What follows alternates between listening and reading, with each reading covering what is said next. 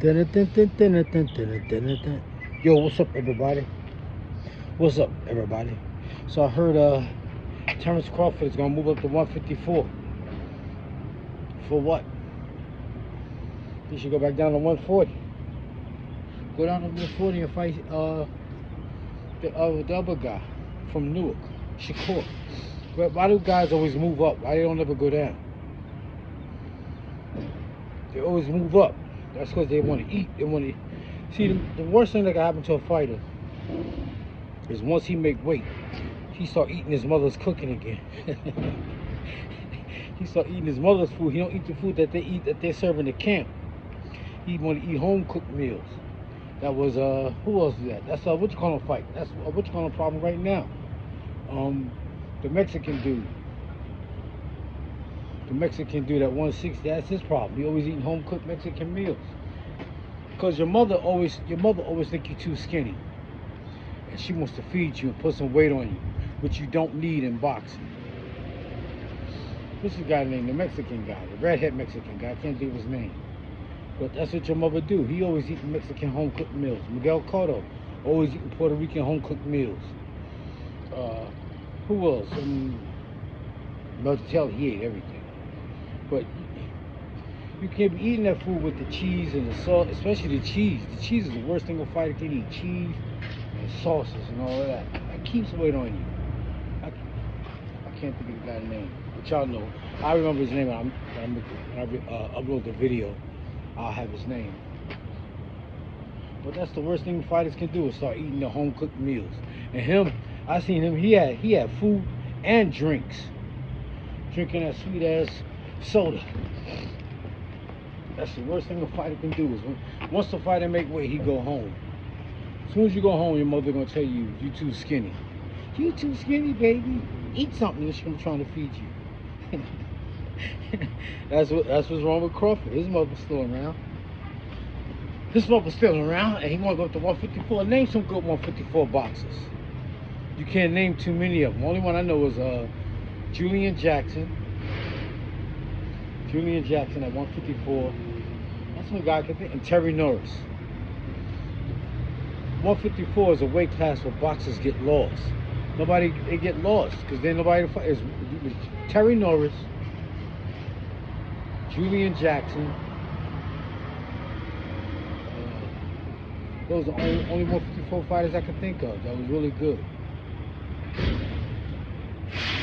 It's a weight class where fighters get lost. They get lost between 147 and 160. He should stay at 147 or go down to 140. But he got that money. He can't stop eating. He's eating like you're going to the electric chair. Like they're going to the electric. They eating like they're about to go to the electric chair.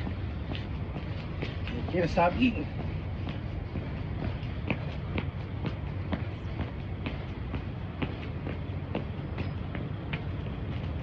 That's the problem. Stop eating. And then, like I was saying, all these guys keep coming up with these weight clauses, and you gotta hydrate and all that other shit. If you're gonna fight at 147, you should walk around at 147. That way you ain't gotta fight the scale. Because I told you, when you overweight, you gotta fight the scale first, then you gotta fight your opponent. And it don't make sense. And this is why guys end up messed up. And even if you move up to 154, you still gotta watch your weight. You're gonna be like James Toney, always gaining weight, always moving up.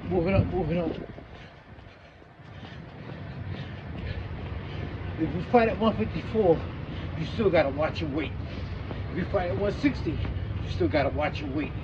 And like I said, those guys, there's a picture on the internet. It's a picture of Melty Taylor. It's Melty Taylor, Pernell Whitaker, Evander Holyfield, Tyrell Biggs, and Mark Breland.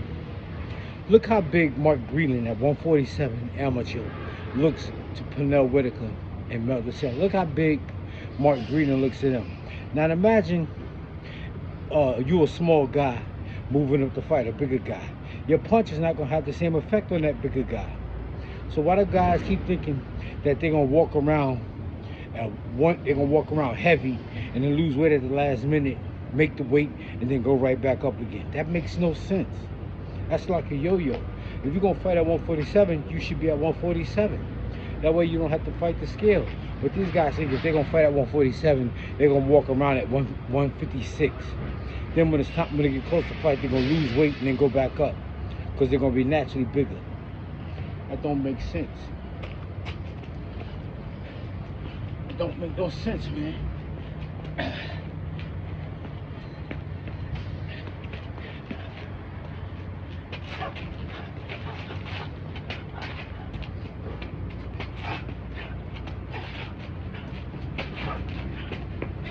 I was watching the heavyweight guy, the new guy, I can't think of his name, from Alabama.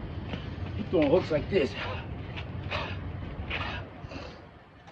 You gotta put out a cigarette. It's like you put out a cigarette.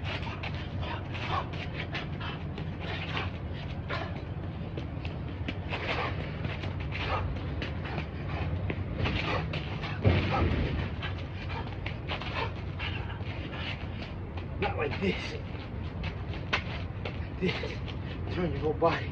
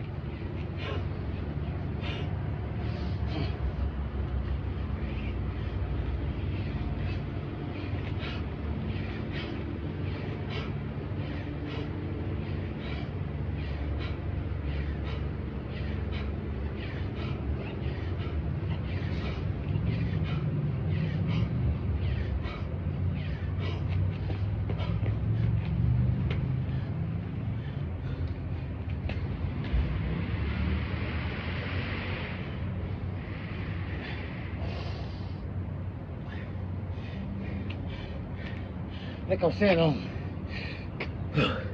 when you move up in weight class, you don't take that punching power with you. Because the guy's naturally bigger than you. You think you're going to go from 140 to 147 and still knock guys out. Why do you think Mayweather wasn't knocking guys out at 147? Because he moved up. He came from 130, 135, 147. No. Here, 135, 147. No, 140, my bad. 135, 140, 147.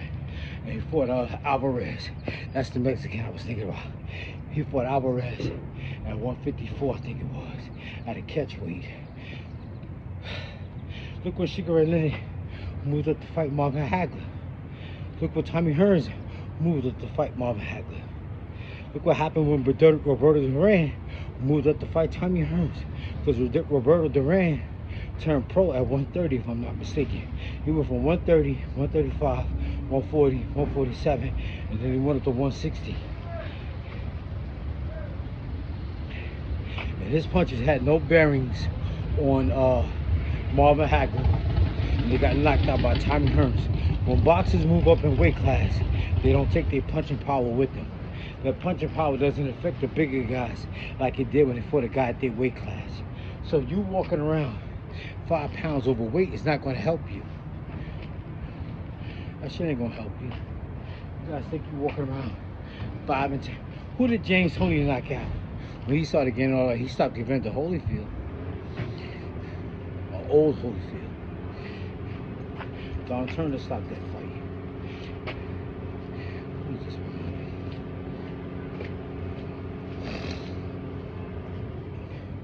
When you move up in weight class, you don't take that punching power with you. Real simple. And when you walk around 5 and 10 pounds overweight, that don't help either.